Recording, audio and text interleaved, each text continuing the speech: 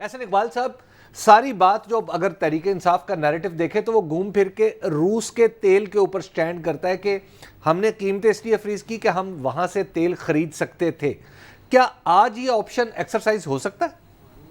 देखिए हबीब साहब, सबसे पहले तो आपको मालूम है कि खुद रूस के सफीर इस बात की तरदीद कर चुके हैं कि टेबल के ऊपर ऐसी कोई हतमी ऑफर मौजूद नहीं है, ना कोई ऐसा मुआहदा हुआ था।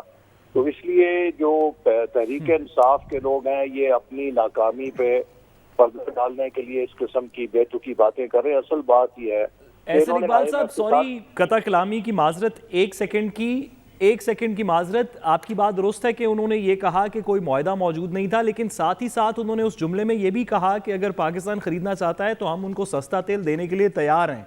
तो क्या आपकी हुकूमत रूस से सस्ता तेल लेने के लिए बातचीत करेगी? देखिए, अगर ये ऑप्शन IMF के मुआहदे को डिस्टर्ब किए बगैर अवेलेबल हो तो कौन सी हुकूमत इससे नफी करेगी या पीछे हटेगी। असल मसला ये है कि पिछली हुकूमत पाकिस्तान को एक बंद गली में खड़ा कर गई है। इन्होंने IMF के साथ एक मुआहदा किया, शौकत तरीन साहब ने उस पर दस्तखत किए, हफीज शेख साहब ने उसके ऊपर दस्तखत किए, जिसके मुताबिक खुद हमाद अजहर साहब जब ये कहते हैं कि पेट्रोल की कीमतें 300 रुपए तक जाएंगी तो ये दरअसल अपने उस मुआहदे को बताते हैं जो ये करके गए थे। और इसलिए इस वक्त पाकिस्तान एक ऐसी सिचुएशन में है कि अगर बिटवीन डेविल एहसन इकबाल साहब का कमेंट कंप्लीट हो जाए फिर मैं आपका सवाल लेती हूँ।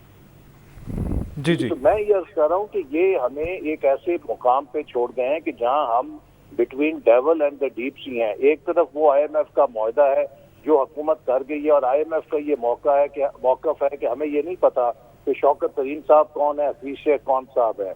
हमें ये पता है कि ये हुकूमत पाकिस्तान ने हमारे साथ मुआहदा किया और आप इस पर अमल दरामद करें अगर आप मजीद फाइनेंसिंग लेना चाहते हैं। और दूसरी तरफ जो पाकिस्तान की सूरत हाल है कि हमारे पास ऐसी स्पेस नहीं कि हम इसमें से ज्यादा बारगेनिंग के लिए दूसरों के साथ नेगोशिएशन करें। तो इसलिए ये सारी जो सूरत हाल है ये अब कौम समझती है कि पाकिस्तान के साथ जो इन्होंने ज्यादती की है। एहसन इकबाल साहब, गुजारिश ये है कि IMF के मुआहदे के अंदर रहते हुए ही PTI की गवर्नमेंट रशिया से बात कर रही थी। IMF की किसी मुल्क के साथ जब जहाँ पे भी डीलिंग हुई है IMF ने कोई सप्लायर स्पेसिफिक बात नहीं की, ना ग्वाटेमाला से की थी, ना अर्जेंटीना से की थी, ना श्रीलंका से की थी। तो IMF के मुआहदे के अंदर इस तरह की कोई शिक माजी के अंदर मौजूद नहीं रही। और अभी आपने कहा कि हमें देखना पड़ेगा कि IMF के मुआहदे को वायलेट तो नहीं करती। आप 2 महीने से गवर्नमेंट में हैं, मुआहदा आपके पास है, अभी तक इस पे फैसला क्यों नहीं हो गया कि ये मुआहदा PTI की हुकूमत साइन करके गई थी, हम इसकी शिक नंबर 5 के मुताबिक रूस नहीं जा सकते या जा सकते हैं? ये फैसला करने में कितनी देर लगती है सर? इस वक्त आपके सामने सूरत हाल है ना, IMF के साथ जब आप मुआहदा कर रहे हैं उसके अंदर कंट्रोलिंग शेयर किन ममालिक का है और जिन लोगों का कंट्रोलिंग शेयर है, अगर आप इस वक्त जबकि उन्होंने रशिया के ऊपर सैंक्शन लगाई हुई हैं, अगर उस रास्ते पे जाएंगे आप सस्ता तेल जरूर ले लेंगे, लेकिन फिर IMF के साथ आपकी जो पोजीशन है वो भी जो कॉम्प्रोमाइज। सर, रशिया पे सैंक्शंस उस तरह की नहीं है। इंडिया खरीद रहा है, श्रीलंका खरीद रहा है, बहुत से मुल्क खरीद रहे हैं। रशिया के ऑयल खरीदने के ऊपर तो कोई सैंक्शंस नहीं है। इंडिया इसलिए खरीद रहा है कि इंडिया आज से नहीं खरीद रहा, वो कई बरसों से खरीद रहा है और इंडिया की रिफाइनरीज है। एहसन इकबाल साहब, अब तेल से और इस सूरत हाल से आगे निकलते हैं। इस वक्त आपकी हुकूमत को सियासी और मुआशी चैलेंजेस का सामना है। पेट्रोल की प्राइसेस बढ़ा दी, बिजली की प्राइस बढ़ा दी, गैस की प्राइसेस बढ़ानी है आपने, महंगाई है जिसका बोझ आवाम पर पड़ रहा है, लेकिन उसके बावजूद भी आवाम को समरात नहीं मिल रहे। दूसरी तरफ साबिक वजीर आजम इमरान खान भी आप लोगों पर सियासी प्रेशर बिल्ड कर रहे हैं। इस महंगाई का जाहिर है वो फायदा उठा रहे हैं, कल वो महंगाई के खिलाफ जो है वो एहतजाज भी करेंगे।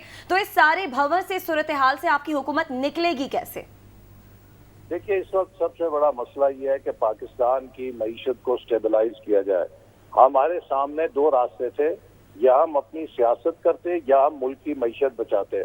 हमारे पास इतनी सियासी सूझबूझ है कि हमें इन सख्त फैसलों की जो सियासी कीमत है उसका अंदाजा है। अगर हम 1 महीने 2 महीने बाद असेंबलियां तोड़ के मुल्क को एक इलेक्शन साइकिल में फेंक देते तो मुल्क के पास इतनी गुंजाइश नहीं थी कि उस बेयकीनी के अंदर हम मुल्क की मईशत को संभाल सकते हैं।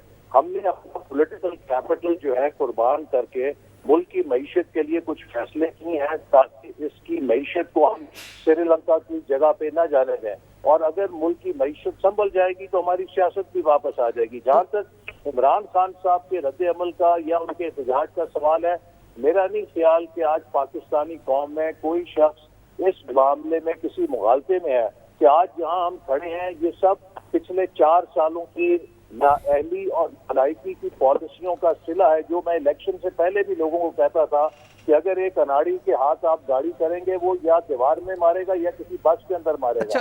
تو اس لیے آج پاکستان کے جو حالات ہیں ان کے حوالے سے عمران خان صاحب کی جو کارکردگی ہے لوگوں کو پتہ ہے، اسی لیے لوگ ان سے پیچھے ہٹ گئے ہیں۔